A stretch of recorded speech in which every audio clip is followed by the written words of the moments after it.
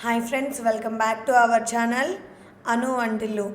ఈరోజు మన రెసిపీ వచ్చేసరికి ఈజీగా టేస్టీగా స్ట్రీట్ స్టైల్లో అరటికాయ బజ్జీని ఇంట్లోనే ఎలా ప్రిపేర్ చేసుకోవాలో చూసేద్దాం రండి. చూసారు కదా, మనకి బయట బండ్ల మీద ఎలా అయితే ఉంటాయో అరటికాయ బజ్జీలు సేమ్ అలాగే ఈజీ ప్రాసెస్లో ఇంట్లో చేసుకుందాం రండి. ఇక్కడ నేను 2 అరటికాయలు తీసుకుంటున్నానండి. ఈవినింగ్ స్నాక్ లాగా చేసుకుందామని చెప్పేసి నేను తీసుకున్న అరటికాయలకి ఒక 3 to 4 మెంబర్స్కి అయితే సరిపోతుందండి మనం చేసుకునే క్వాంటిటీ.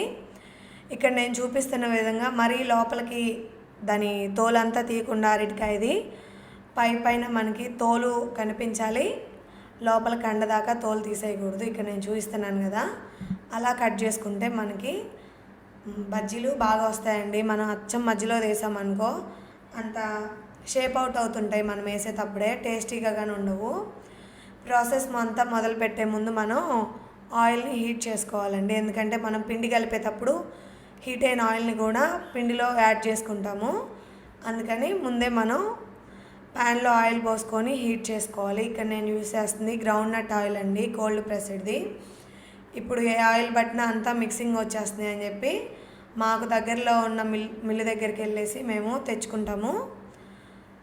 పిల్లలు అందరు తినే కాబట్టి కొంచెం కేర్ఫుల్గా వండుకోవాలని చెప్పి మేము అది ఫాలో అవుతున్నాం. చూపిస్తున్నాను కదా, నేను చూపించే షేప్లో చిన్నగా కావాలంటే ఇలా కట్ చేసుకోవచ్చు, లేదా స్ట్రైట్గా కట్ చేసుకుంటే పొడవుగా వస్తాయి. మనకి అరటికాయ బజ్జీకి ఎంత పలచంగా కట్ చేసుకుంటే ముక్క అంత బాగుంటుంది. మరీ లోపల లావుగా ఉంటే మనకి కొంచెం ఉడకనట్టు ఉంటుంది. నేను చూపించిన విధంగా సన్నగా కట్ చేసుకొని పెట్టుకోవాలి. తర్వాత 2 కప్పులు శనగపిండి తీసుకున్నానండి. నేను చేసే క్వాంటిటీకి 2 కప్పుల శనగపిండికి 3 టేబుల్ స్పూన్ బియ్యపిండి యాడ్ చేసుకోవాలి. బియ్యపిండి వేసుకోవడం వల్ల మనకి బజ్జీలు నూనె పీల్చకుండా కొంచెం క్రిస్పీగా ఉంటాయి. అందులోకి 1 table spoon chilli powder, 1/2 table spoon పసుపు, 1 టేబుల్ స్పూన్ సాల్ట్ యాడ్ చేసుకున్నానండి. అవి యాడ్ చేసుకున్నాక 1 టీ స్పూన్ జీలకర్ర మిక్స్ చేసుకోవాలి పిండిలోనే. ఇవి రోస్ట్ చేసే పని లేదు, పచ్చివే వేసుకున్నానండి. వీటన్నిటిని మనం ఒకసారి మొత్తం కలుపుకోవాలి ఈవెన్గా అంతా కలిసేలాగా. ఇలా కలుపుకున్న దానిలోకి మనం వేడి నీళ్ళు పోసుకోవాలండి. ఎందుకంటే మనం ఇందులోకి సోడా ఉప్పు ఏమీ యాడ్ చేయట్లేదు. వేడి నీళ్ళు పోసుకొని కలుపుకోవడం వల్ల అరటికాయ బజ్జీలు మనకి గుల్లగా క్రిస్పీగా బాగా పొంగుతాయి. అందుకని చెప్పేసి మనం ఇక్కడ వేడి నీళ్ళు వేసుకొని పిండి మనకి బజ్జీలు వేసుకోవడానికి వీలుగా జారుగా ఉండే విధంగా కలుపుకోవాలి. నేను చూపిస్తున్నాను కదా, మనం ఏలు డిప్ చేస్తే పిండి ఎలా అయితే అంటుకుందో అదేవిధంగా మనకి అరటికాయ డిప్ చేసినప్పుడు కానీ అంటుకుంటుంది. ఆ కన్సిస్టెన్సీ వచ్చేలా మనం పిండిని తయారు చేసుకోవాలి.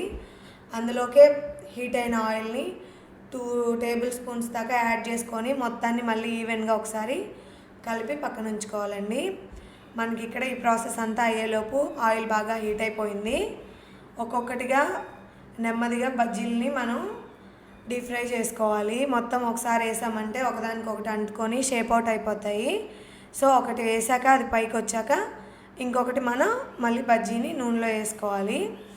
ఒకసారి అన్నీ మరిన్ని వేయకుండా బ్యాచ్ల వైజ్ కొన్ని వేసుకొని గోల్డెన్ బ్రౌన్ షేడ్లో వచ్చేదాకా, గోల్డెన్ ఎల్లో షేడ్ అయినా పర్లేదు, మనం లో టు మీడియం ఫ్లేమ్లో వాటిని అటు ఇటు కలదిప్పుకుంటూ వేయించుకోవాలండి. అలాగే ఒక సైడే ఉంచేసామంటే ఒకవైపు ఈవెన్గా కాలదు, ఒకవైపు కాలుతుంది. అలా కాకుండా మనం అటు ఇటు తిప్పుకుంటూ బోత్ సైడ్ ఈక్వల్గా కాలేలాగా చూసుకోవాలి.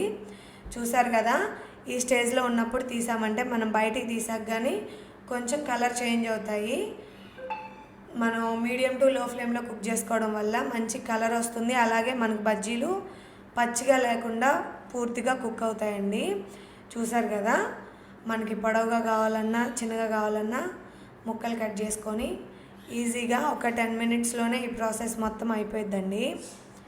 మనం బయట తెచ్చుకొని తినడం వల్ల హెల్త్ పాడవుతుంది. ప్లస్ అక్కడి నుంచి వాళ్ళు ఏమి ఆయిల్ వేస్తారో హెల్త్ అద్దెండం వల్ల పాడైంది ఇలా అన్నీ అనుకోకుండా ఎంతో ఈజీగా టేస్టీగా నేను చెప్పిన కొలతలతోటి అరటికాయ బజ్జీ చేసుకొని టేస్ట్ చేయండి, చాలా బాగా వస్తాయి.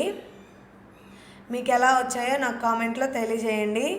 ఇలాంటి మరిన్ని వీడియోస్ కోసం మన ఛానల్ని లైక్ చేయండి, షేర్ చేయండి, సబ్స్క్రైబ్ చేయండి. Thank you for watching this video. మరొక కంటెంట్తో ఇంకొక వీడియోతో మీ ముందుకు వస్తాను.